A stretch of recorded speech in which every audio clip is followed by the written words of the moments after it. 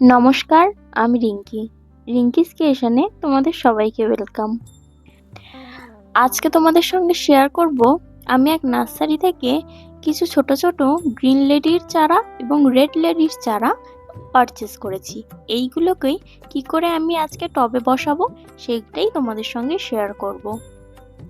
এই ছোট ছোট চারাগুলোকে সরাসরি আমি মাটিতে বসাবো না, আগে টবে বসিয়ে কিছুটা বড় করে নেব এবং তারপর আমি এই চারাগুলিকে মাটিতে প্রতিস্থাপন করে দেবো। পেঁপে খেতে আমাদের সবারই ভালো লাগে এবং পেঁপে আমাদের শরীরের পক্ষে খুবই উপকারী। বিভিন্ন ফলের যেমন বিভিন্ন ভ্যারাইটিস হয়, তেমনি এই পেঁপে গাছেরও বিভিন্ন ধরনের প্রজাতির হয়।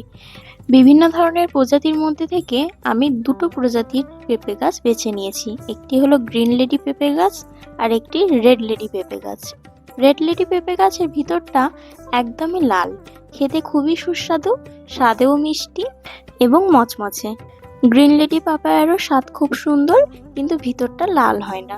এই ক্ষেত্রে ভিতরটা যেরকম নর্মাল পেঁপের সাদা হয়, গ্রিন লেডিও ভিতরটা সাদা। আমার ছাদ বাগানে যেহেতু প্রচুর সংখ্যক গাছ আছে, তো সেই জন্য আমরা আগের থেকে মাটি তৈরি করে রেখে দিই। এই মাটি তৈরি খুব সাধারণভাবে করা, বেশি কিছু এর মধ্যে মেশানো নেই। এর মধ্যে মেশানো আছে হাড় গুঁড়ো, সর্ষের খোল, পটাশ, ফসফরাস এবং ফাঙ্গিসাইড।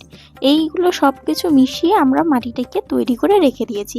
এবারে যখন আমরা গাছ বসাই, এই মাটিতেই আমরা বসাই। এক্সট্রা করে এই মাটিতে কিছু মেশানোর আর প্রয়োজন পড়ে না। আমি যেহেতু 5টা পেঁপে গাছ এনেছি, সেই কারণে আমি 5টা টব নিয়ে নিয়েছি। এবার এই টবে হাফ হাফ করে আমি প্রথমে মাটিগুলো ভর্তি করে দিচ্ছি।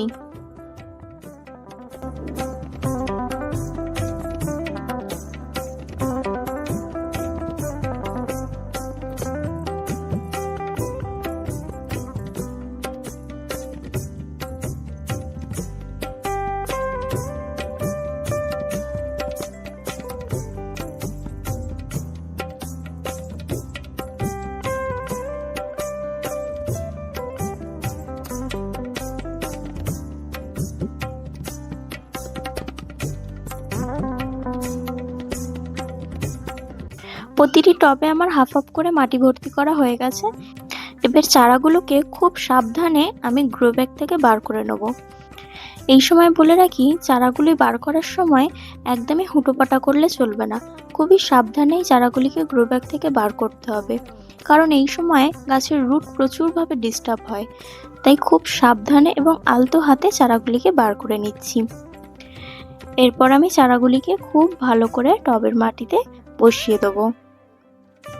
আমি যতক্ষণ চারা গাছগুলি টবের মাটিতে বসিয়ে নিচ্ছি, ততক্ষণ তোমরা যদি আমার চ্যানেলে নতুন হয়ে থাকো, তাহলে অবশ্যই চ্যানেলটি সাবস্ক্রাইব করে আমার পাশে দেখো। এবং ছাদ বাগান রিলেটেড বা কোনো গাছে যদি কোনো সমস্যা হয়, সেই সব রিলেটেড যদি কোনো প্রশ্ন থাকে, তাহলে আমাকে কমেন্ট বক্সে নির্দ্বিধায় জানাতে পারো। আমি চেষ্টা করব তোমাদের সমস্ত প্রশ্নের উত্তর দেওয়ার। তো তোমরা দেখতে পাচ্ছ আমি একে একে সমস্ত গাছগুলি বসিয়ে নিচ্ছি। চারা গাছগুলি বসিয়ে নেওয়ার পর মাটিটিকে ভালো করে সেট করে দিতে হবে। আর অবশ্যই লক্ষ্য রাখবে টবের ড্রেনিং সিস্টেমটা যেন ভালো থাকে, না তো এই চারা গাছগুলি জল জমে মরে যাওয়ার সম্ভাবনা থাকে।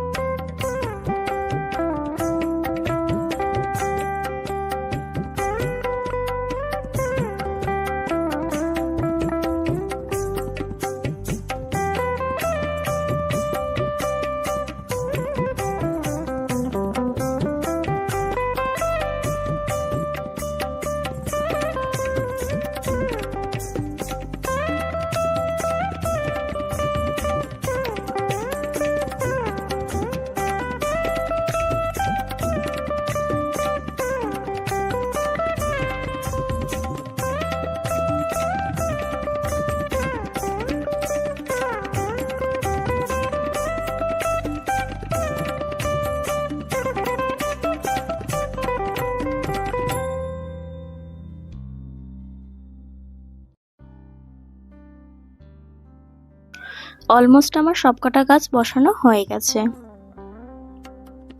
এই চারা গাছগুলিকে আপাতত আমি হালকা সানলাইটে রাখবো, তারপর একটু চারা গাছগুলি ম্যাচিওর হলে আমি পুরোপুরি সানলাইটে এইগুলোকে বার করে দেবো।